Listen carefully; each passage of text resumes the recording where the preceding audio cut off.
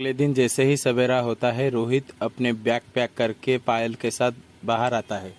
Bag देखने के बाद अंगूरी अपने बेटे से पूछती है, अरे बेटा, ये बैग लेकर तुम कहाँ जा रहे हो? माँ मैं अब टीचर की नौकरी नहीं करूँगा। मैं हैदराबाद जा रहा हूँ। वहाँ पर पायल के पापा का एक बड़ा सा रेस्टोरेंट है और वहाँ पर मैं मैनेजमेंट का काम करूँगा और बहुत पैसा कमाऊँगा। और बेटा, मैं यहाँ अकेली क्या करूँगी? और तू अपने माँ को ऐसे अकेला छोड़कर कैसे जा सकता है? माँ आप अकेली नहीं हो। पायल यहाँ आपके साथ रहेगी और आपका ख्याल रखेगी। मैं रोज आपसे फ़ोन पे बात किया करूँगा, ठीक है ना? बिल्कुल भी परेशान मत होना। अरे जाने भी दो ना माँ जी। अगर पढ़ाई पूरी होने के बाद भेज दिया होता तो आज आप हमारी तरह भी अमीरी होती। लेकिन आप तो अपने बेटे को हमेशा पीछे घसीट लेती हैं।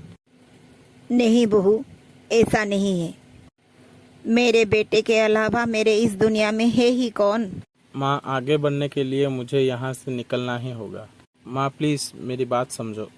और ऐसा कहने के बाद रोहित अपने बैग को लेकर वहाँ से चला जाता है। एक बेटा अपने माँ को सुख देने के लिए बाहर निकला था, लेकिन उसकी पत्नी उसकी माँ को कैसे रखती है देखने के लिए आगे बढ़ते हैं। ओह हो, आपको तो ज्यादा इमोशनल की ड्रामा बहुत आती है।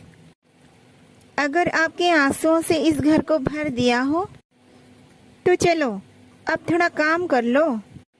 अरे बहू, ये तुम किस तरह की बात कर रही हो मेरे बेटे के जाने के बाद? माँ जी ज्यादा बनो मत। तुम्हारा बेटा हमारे ही टुकड़े पर पलने के लिए वहाँ पर गया है। चुपचाप जाओ और मेरे लिए खाना बनाकर जल्दी जल्दी लाओ। पायल ऐसा कहने के बाद अपने कमरे में आराम करने के लिए चली जाती है और उसके बाद बेचारी अंगूरी रसोई में जाती है और खाना बनाने लगती है।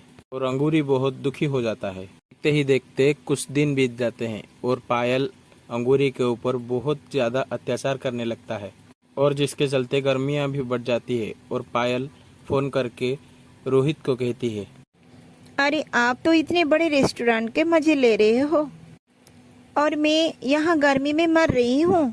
क्या आपको जरा भी मेरे का ख्याल नहीं? अरे तुम चिंता मत करो, मैं कल ही तुम्हारे लिए एसी लगवा दूंगा। और उसके बाद अपनी पत्नी के कहने पर घर पर एसी लग जाती है। लेकिन जब माँ की बारी आती है तो क्या होता है, चलो देखते हैं। अरे अरे, ये क्या, गैस तो खत्म हो गई। चलो बहू को बता देती हूँ, बिना गैस की खाना तो बन नहीं सकता। अंगूरी अपने बहू के कमरे में जाती है और जहाँ पर एसी की ठंडक देखकर अंगूरी को बहुत अच्छा लगता है। अरे वाह, ये क्या ठंडक है। अरे ये छोड़ो और ये बताओ, मेरे कमरे में क्या करने के लिए आए हो? बहू, गैस खत्म हो गई है, सिलेंडर मंगवाना पड़ेगा। क्या कहा? गैस लगवा दूं? अरे पैसे क्या पेड़ पर उगते हैं? जाओ जंगल से लकड़ियां लेकर आओ और चूल्हे से खाना बनाओ। और मुझे ठीक समय पर नाश्ता पानी नहीं मिला तो तुम्हारी खैर नहीं माँ जी। अरे बहू, मुझ पर तो थोड़ा दया करो। इस गर्मी में मैं जंगल से लकड़ियां कैसे लाऊं और कैसे खाना बनाऊंगी? मुझे कुछ नहीं पता। अगर आज इस घर पे खाना नहीं बना तो आपने आप ही घर छोड़कर चले जाना। पायल की धमकी सुनने के बाद बेचारी अंगूरी जंगल से लकड़ियाँ लेकर आती है और जिसके बाद वो भरी दोपहरी में चूल्हे पर खाना बना रही होती है।